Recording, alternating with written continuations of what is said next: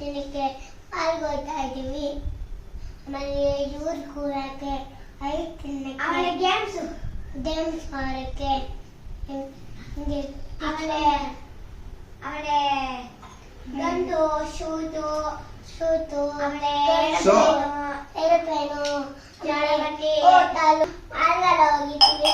ನಾವು ಹೋಗಿದ್ದೀವಿ. ಈಗ ನಾವು ಓವೆನ್ ಮೀವನ್ ಹೇಳ್ತಾ ಇದ್ದೀವಿ. ಈವನ್ ಓವೆನ್ welcome back to my channel. ಎಲ್ರಿಗೂ ನಮಸ್ಕಾರ. ಎಲ್ಲರೂ ಹೇಗಿದ್ದೀರಾ? ಚೆನ್ನಾಗಿದ್ದೀರಾ ಅಂತ ಭಾವಿಸ್ತಾ ಈ ಒಂದು ವಿಡಿಯೋನ ನಾನು ಮಾಡ್ತಾ ಇದ್ದೀನಿ. ಈಗೇನು ಏನಪ್ಪ ಬರೀ ಕ್ಲೀನಿಂಗ್ ವಿಡಿಯೋನೇ ಹಾಕ್ತಾಯಿದ್ದಾಳೆ ಅಂತ ಅಂದ್ಕೊಬೋದು. ನಾನು ಆ್ಯಕ್ಚುಲಿ ವ್ಲಾಗ್ನ ಸುಮ್ಮನೆ ಸ್ಟಾರ್ಟ್ ಮಾಡೋಣ ಅಂತ ಹೇಳಿಬಿಟ್ಟು ಫಸ್ಟ್ ಒಂದೆರಡು ದಿನ ಸ್ಕೂಲ್ಗೆ ಹೋಗೋ ಮಾರ್ನಿಂಗ್ ಹೇಗಿರುತ್ತೆ ಮತ್ತು ಸ್ಕೂಲಿಂದ ಬಂದ ಮೇಲೆ ಹೇಗಿರುತ್ತೆ ಅನ್ನೋದೆರಡು ವ್ಲಾಗ್ನ ತೋರಿಸ್ಬಿಟ್ಟಿದ್ದೆ. ಬಟ್ ಅದಾದಮೇಲೆ ನನ್ನ ಫ್ರೆಂಡ್ ಬಂದು ಹೋದ್ಲು. ಮನೆಯೆಲ್ಲ ತುಂಬಾ ಗಲೀಜಾಗ್ಬಿಟ್ಟಿತ್ತು. ಯಾಕೆ ಹೀಗಿದೆಯಾ, ಮೊದಲು ಮನೆ ಕ್ಲೀನ್ ಮಾಡ್ಕೊ, ಮನಸ್ಸು ಕ್ಲೀನ್ ಮಾಡ್ಕೊ, ಎಲ್ಲದರಿಂದ ಹೊರಗಡೆ ಬಾ, ಲೈಫಲ್ಲಿ ಎಲ್ಲ ಇದ್ದದ್ದೇ ಅಂತ ಹೇಳಿ ಒಂದಷ್ಟು ಒಳ್ಳೆ ಮಾತುಗಳನ್ನ ಹೇಳ್ಬಿಟ್ಟು ಹೋದ್ಲು.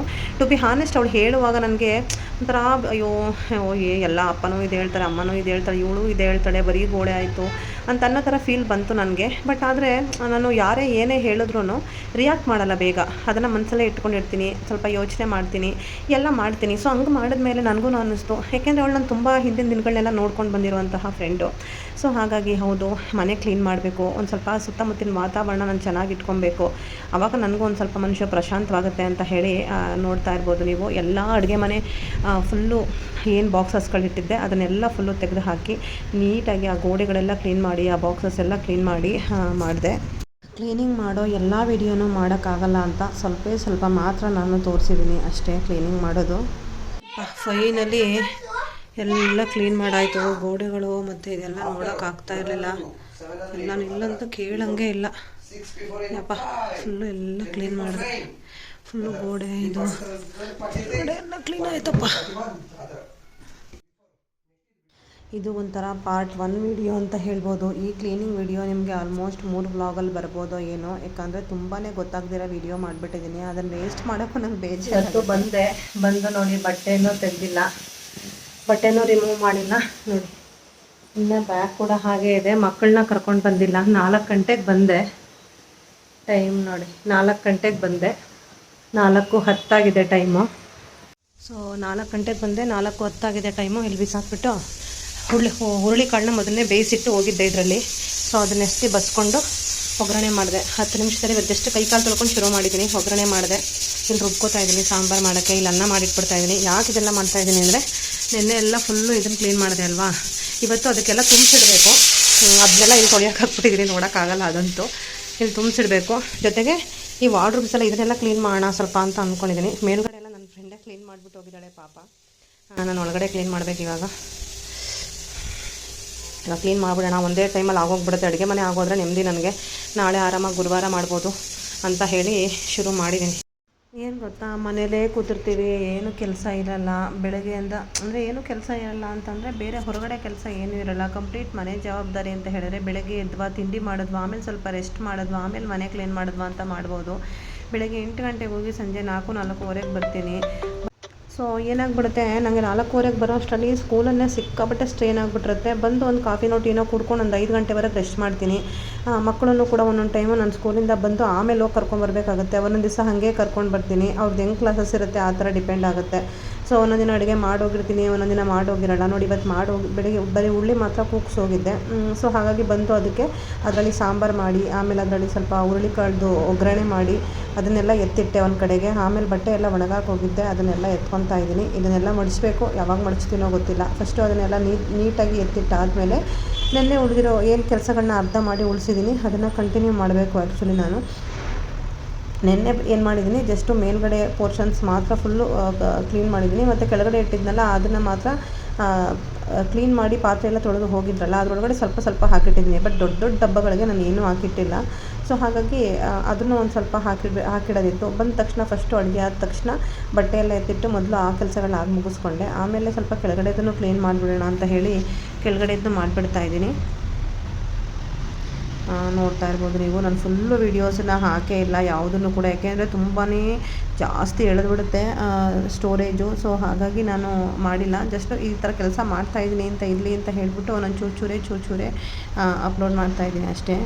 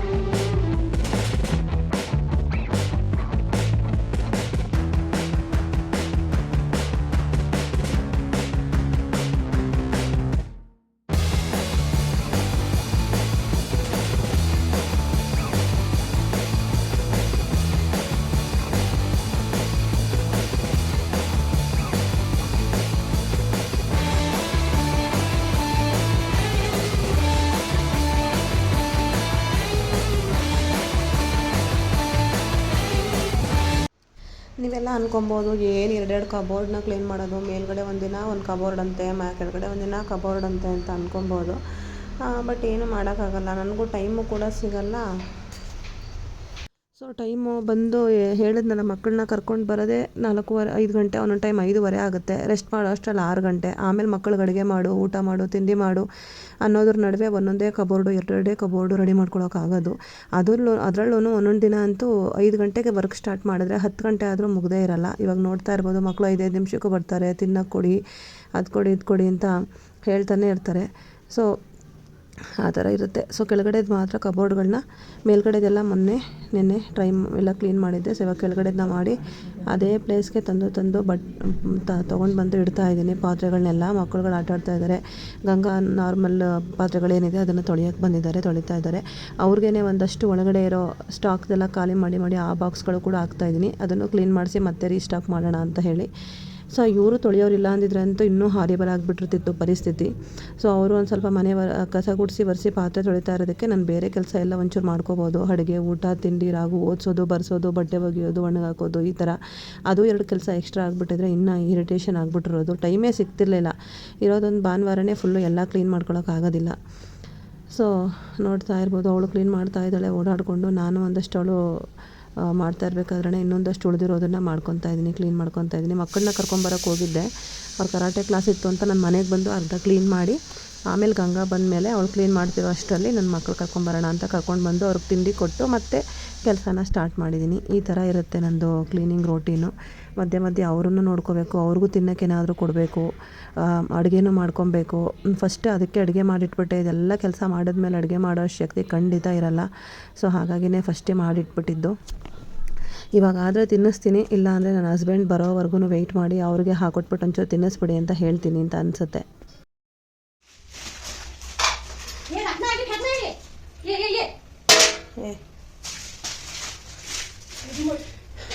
ಮಾಡಿದೆ, ಇನ್ನೂ ಒಂದು ಸ್ವಲ್ಪ ಸೆಟ್ ಮಾಡಬೇಕು. ಎಲ್ಲೋ ಸೆಟ್ ಮಾಡಿದೆ, ಎಲ್ಲ ಕ್ಲೀನ್ ಮಾಡಿ ಮತ್ತೆ ಹಂಗೆ ಇಟ್ಟಿದ್ದೀನಿ. ಇನ್ನು ಕ್ಲೀನ್ ಮಾಡಿದ್ದೀನಿ, ಇನ್ನೂ ಇಟ್ಟಿಲ್ಲ. ಇನ್ನೂ ಗಂಗಾ ಕ್ಲೀನ್ ಮಾಡ್ತಾ ಇದ್ದಾಳೆ.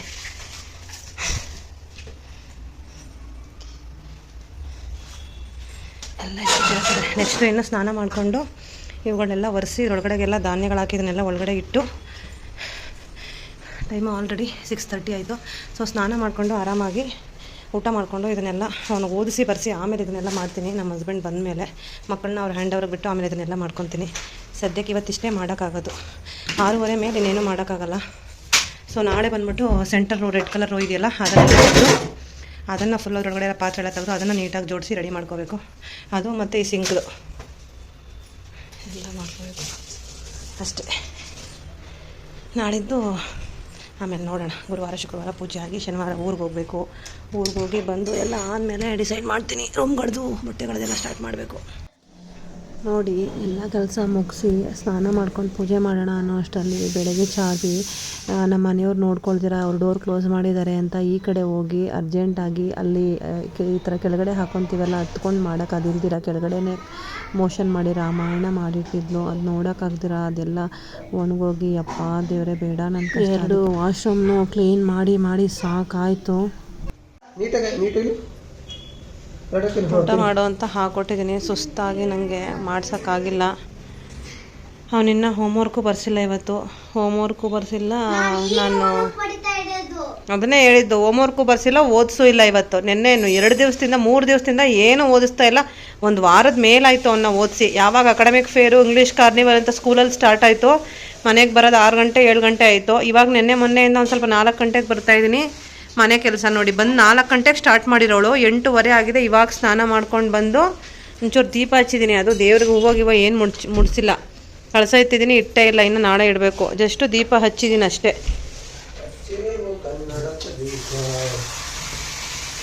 ಇನ್ನು ಇದನ್ನೆಲ್ಲ ಎತ್ತಿಡಬೇಕು ಅದೇ ಪ್ಲೇಸ್ಗೆ. ಇವಕ್ಕೆಲ್ಲ ಅದನ್ನು ಎಲ್ಲೆಲ್ಲಿತ್ತು ಏನೇನು ಅದರೊಳಗಡೆಗೆ ಕಾಳುಗಳು ಹಾಕಿ ಎತ್ತಿಡಬೇಕು. ಅಪ್ಪ ಇನ್ನು ನೋಡಿರಲಿ ಬಟ್ಟೆಗಳಿದೆ, ಮಡಚಬೇಕು. ಇನ್ನು ಹೊಟ್ಟೆ ಕೆಲಸ ಇದೆ ಅಪ್ಪ. ಯಾವ್ದು ಮಾಡೋದು ಯಾವ್ದು ಬಿಡೋದು ಗೊತ್ತಾಗ್ತಾ ಇಲ್ಲ. ಇಲ್ಲಿ ಬಟ್ಟೆ ವಾಶ್ ಮಾಡಿದ್ದೀನಿ, ಒಣಗಾಕಬೇಕು ನೋಡಿ. ಇನ್ನೂ ಇಲ್ಲಿ ಒಂದು ಮಣ ಇದೆ ಬಟ್ಟೆ, ಸದ್ಯಕ್ಕೆ ಇಲ್ಲಿ ವಾಶ್ ಮಾಡಿದ್ದೀನಿ, ಒಣಗಾಕಬೇಕು ಇದನ್ನ. ನೋಡ್ತಾ ಇರ್ಬೋದು, ನಾನು ಸ್ಕೂಲಿಂದ ಬಂದು ಹಾಗೆ ಬಟ್ಟೆಗಳನ್ನ ಎತ್ಕೊಂಡೆ. ಮಡಿ ಬಟ್ಟೆಗಳು ಅಂತಂತೀರಾ, ಹಾಗೆ ಎತ್ಕೊತೀರಾ ಅಂತ. ಬಟ್ ಏನಾಯ್ತಪ್ಪ ಅಂತ ಹೇಳಿದ್ರೆ, ಅಲ್ಲಿ ಹಿಂದಗಡೆ ನಮ್ಮ ಮನೆ ಹಿಂದಗಡೆ ಫುಲ್ಲು ಒಂದು ಬಿಲ್ಡಿಂಗ್ ಕಟ್ಟಿಸ್ತಾ ಇದ್ದಾರೆ. ಅದನ್ನ ಫುಲ್ಲು ಡೆಮಾಲಿಷ್ ಮಾಡ್ತಾನೆ ಇದ್ದಾರೆ. ಅದ್ರ ಧೂಳು ಹೆಂಗೆ ಬರ್ತಿದೆ ಅಂದರೆ, ಬೆಳಗ್ಗೆ ಹಾಕಿದ್ರೆ ಸಂಜೆ ಎತ್ಕೊಂಡು ಬಿಡಬೇಕು. ಸಂಜೆ 4 ಗಂಟೆ ಮೇಲೆ ಕ್ಲೀನ್ ಮಾಡೋಕ್ಕೆ ಸ್ಟಾರ್ಟ್ ಮಾಡ್ತಾರೆ. ಒಂದು ರಾಶಿ ಧೂಳು ಬಟ್ಟೆಗೆ ಬಂದುಬಿಡುತ್ತೆ. ಸೊ ಹಾಗಾಗಿ ನಾನು ಬಂದ ತಕ್ಷಣ ನಾನು ಸ್ನಾನ ಮಾಡಿ ಆಮೇಲೆ ಬಟ್ಟೆ ಚೇಂಜ್ ಮಾಡ್ಕೊಂಡು ಬಟ್ಟೆ ಎತ್ಕೊಳ್ಳೋವರೆಗೂ ನನಗೆ ಟೈಮ್ ಇಲ್ಲ. ಇದೆಲ್ಲ ಕ್ಲೀನ್ ಬೇರೆ ಮಾಡಬೇಕು. ಸ್ನಾನ ಮಾಡ್ಕೊಂಡು ಪುನಃ ಕ್ಲೀನ್ ಮಾಡಿ ಮತ್ತೆ ಸ್ನಾನ ಮಾಡಿ, ಅದಾಗದೇ ಇರೋ ಮಾತು ಅಂತ ಹೇಳಿಬಿಟ್ಟು ಶಿವ ಅಂತ ಎತ್ಕೊಂಡ್ಬಿಟ್ಟೆ ಅವತ್ತು. ಇಲ್ಲ ಅಂದರೆ ಯೂಶ್ವಲಾಗಿ ಬಟ್ಟೆಗಳು ಮಾತ್ರ ಬಂದು ಎಲ್ಲ ಕ್ಲೀನ್ ಮಾಡಿ ಸ್ನಾನ ಮಾಡ್ಕೊಂಡು ಬಂದಾದಮೇಲೆ ಬಟ್ಟೆಗಳನ್ನ ಎತ್ಕೊಂಡು ಆಮೇಲೆ ಒಟ್ಟಿಗೆ ಈ ಥರ ಕೂತ್ಕೊಂಡು ಮಡ್ಚಿಬಿಡ್ತೀನಿ. ಬಟ್ಟೆ ಮಡ್ಚೋಕ್ಕೆ ಅಂತ ಕೂತ್ಕೊಂಡಿದ್ದು. ಬಟ್ ನಮ್ಮ ರಾಗು ಓದಬೇಕು ಅಂತ ತೊಗೊಂಡು ಬಂದ. ಅವ್ನಿಗೆ ಹೋಮ್ವರ್ಕ್ ಬರೆಸ್ಬೇಕಿತ್ತು. ನೀವೇ ನೋಡ್ತಾ ಇದ್ರಿ, ಕೊಡು ಅಂತ ಅಳ್ತಾ ಇದ್ದ, ತಪ್ಪು ಮಾಡ್ತಾ ಇದ್ದ, ಹೊಡೆಸ್ಕೊತಾ ಇದ್ದ ಮಧ್ಯ.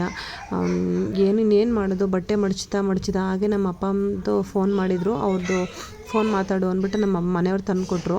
ಆ ಫೋನಲ್ಲಿ ನಮ್ಮ ಅಪ್ಪನ ಜೊತೆ ಮಾತಾಡ್ತಾ ಅವನಿಗೆ ಓದಿಸ್ತಾ ಬರೆಸ್ತಾ ಹಾಗೆಯೇ ನನ್ನ ಬಟ್ಟೆಗಳನ್ನೂ ಮಡಚಿ ಕಂಪ್ಲೀಟ್ ಮಾಡಿಕೊಂಡೆ ನಾನು. ಅದಾದಮೇಲೆ ಇವನ್ನೆಲ್ಲ ಎತ್ತಿಟ್ಬಿಡೋಣ, ಇಲ್ಲಾಂದರೆ ಆಗಲ್ಲ ಅಂತ ನೋಡಿ ಯೂಶ್ವಲಾಗಿ ನಂಗೆ ಫುಲ್ಲು ಸ್ಟ್ರೈನ್ ಆಗಿ ಆಗ್ತಾನೇ ಇರಲಿಲ್ಲ. ಬಟ್ ನಾಳೆ ಬೆಳಗ್ಗೆ ತಿಂಡಿ ಮಾಡಬೇಕು ನಾನು ಅಂತಂದರೆ ಏನೂ ಕೈಗೆ ಸಿಗಲ್ಲ. ಇದನ್ನೆಲ್ಲ ಎತ್ತಿಡಲೇಬೇಕಾದಂಥ ಪರಿಸ್ಥಿತಿ ಬಂದುಬಿಟ್ಟಿತ್ತು. ಆಮೇಲೆ ನನ್ನ ಹಸ್ಬೆಂಡ್ ಹೆಲ್ಪ್ ತೊಗೊಂಡೆ. ದಯವಿಟ್ಟು ಬನ್ನಿ, ಇದೊಂಚೂರು ಹೆಲ್ಪ್ ಮಾಡಿ, ಒಂದೊಂದಾಗಿ ಸ್ವಲ್ಪ ಹಾಕ್ಕೊಡಿ, ನಾನು ಎತ್ತಿಟ್ಬಿಡ್ತೀನಿ. ಇಲ್ಲ ಅಂದರೆ ಖಂಡಿತ ಸಾಧ್ಯ ಇಲ್ಲ.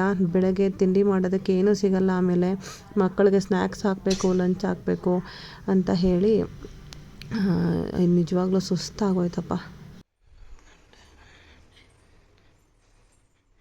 ಟೈಮ್ ಬಂದು 11 ಗಂಟೆ ಆಗಿದೆ.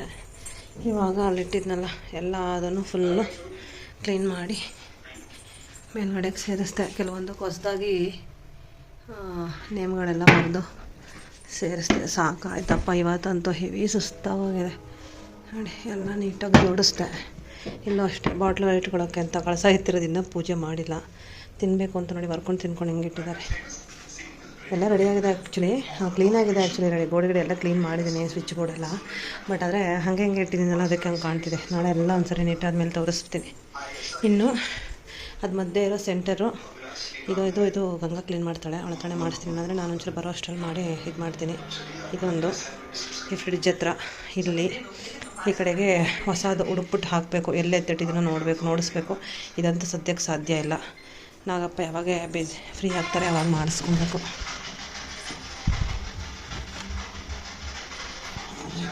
ಅಷ್ಟ ಆಯಿತು. ಮಲಗಿದೊಳೆ ಎಲ್ಲ ಬಿದ್ದಿದೆ. ಇವಾಗ ಹೋಗಿ ಮಲ್ಕೊಂಡ್ಬಿಡ್ತೀನಪ್ಪ, ಆಗ್ತಾ ಇಲ್ಲ, ಸಾಕಾಗಿದೆ. ಬಾತ್ರೂಮ್ ಎಲ್ಲ ಕ್ಲೀನ್ ಮಾಡಿ ಇವತ್ತು ಸುಸ್ತಾಗಿ ಹೋಗ್ಬಿಟ್ಟಿದೆ. ಸ್ಟ್ರೆಸ್ಫುಲ್ ಲೈಫ್ಗೆ ಒಂದು ಡೀಪ್ ಸ್ಲೀಪ್ ಬೇಕೇ ಬೇಕು. Good night.